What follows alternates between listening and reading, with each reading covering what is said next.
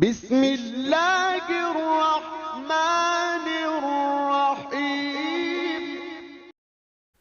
بسم اللہ الرحمن الرحیم۔ ضمیر کی آواز کے دوستو، آسودہ زندگی ہر شخص کی یہ خواہش ہوتی ہے کہ میں آسودہ زندگی گزاروں، اور آج میں آپ کو بڑا زبردست فارمولہ بتانے جا رہا ہوں آسودہ زندگی گزارنے کے لیے۔ شیخ سعدی ایک بہت پائے کے بزرگ گزرے ہیں، اعلیٰ پائے کے بہت بڑے بزرگ ہیں۔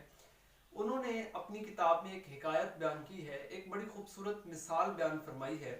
وہ کہتے ہیں کہ ایک بہت بڑا پہلوان تھا،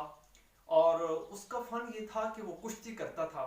لیکن اس کے علاقے میں اس کے مقابلے کا کوئی شخص نہ تھا، اور دوسرا کہ اس کے فن کا کوئی قدردان بھی نہ تھا۔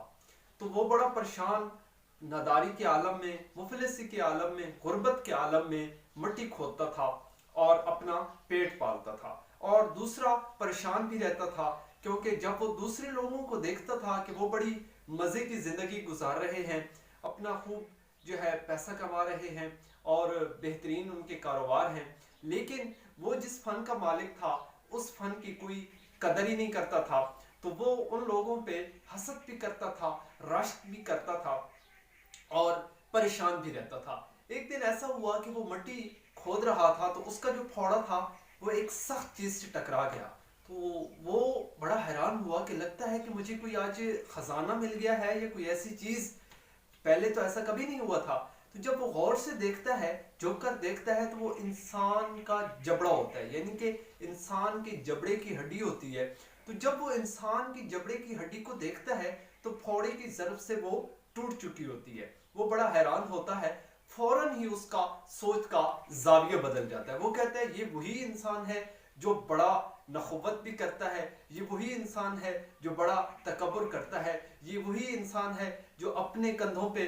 منو بوجھ لاد کے دور دراز تک لے جاتا ہے، پیسہ کماتا ہے، زندگی گزارتا ہے، سب کچھ کرتا ہے، لیکن آج اس کی حالت یہ ہے کہ مرنے کے بعد اس کا جبڑا ہے وہ ایک پھوڑے کی ضرب سے ٹوٹ گیا ہے، اس کی کوئی قدر ہی نہیں ہے۔ تو پتہ لگا کہ یہ جو چیزیں ہیں یہ تو ناپائیدار چیزیں ہیں، یہ پیسہ، یہ دولت، یہ چیزیں، یہ نخوت، یہ تکبر، یہ غرور، یہ تو ساری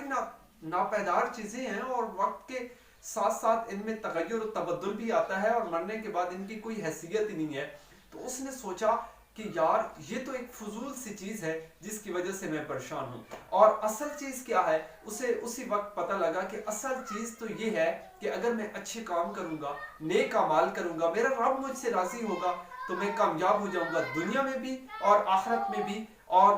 یہی ان کی گفتگو کا حاصل ہے، اور یہی اس حکایت کا حاصل ہے کہ اگر آپ کامیابی چاہتے ہیں تو وہ کام کیجئے جو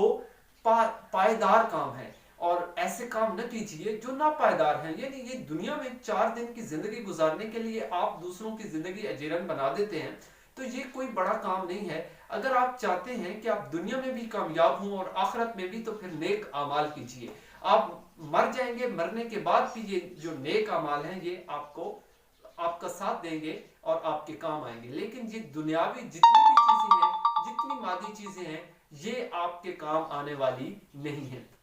تو اس لیے انہیں دنیا کی حد تک رکھیے، مطلب کی حد تک رکھیے، لیکن جو آپ کی زندگی کا مقصود ہے، جو آپ کا اصل مشن ہے، جو آپ کا اصل ٹارگٹ ہے، اس کو کبھی بھی ضائع نہ ہونے دیجئے۔ اور وہ کیا ہے کہ آپ نے اللہ رسول کی بات ماننی ہے، اللہ کی بغاوت نہیں کرنی، رسول کی اتباع سے منہ نہیں موڑنا، اور نیک اعمال کرنے ہیں، اچھے اعمال کرنے ہیں۔ حضور نبی کریم صلی اللہ علیہ وسلم کا فرمان ہے، تم میں سے سب سے اچھا وہ ہے، تم میں سے سب سے بہترین وہ ہے جس کے اخلاق سب سے اچھے ہیں۔ تو میرے بھائیو دوستو، کہ اپنے اخلاق بہتر کر لو، اپنی زندگی کو بہتر کر لو، پرسنالٹی ڈیولپمنٹ پہ کام کرو، اور ایک اچھے انسان بن جاؤ، اور یہی اچھا انسان اور نیک اعمال، یہی آسودہ زندگی کا بہترین اور واحد حل ہے۔ اگر آپ چاہتے ہیں کہ آپ کی زندگی بھی آسودہ ہو جائے، آپ بھی ایک آرام دہ اور پرسکون زندگی گزاریں، تو پھر آپ کو چاہیے کہ آپ اپنی زندگی میں اپنی سوچ کو بدلیں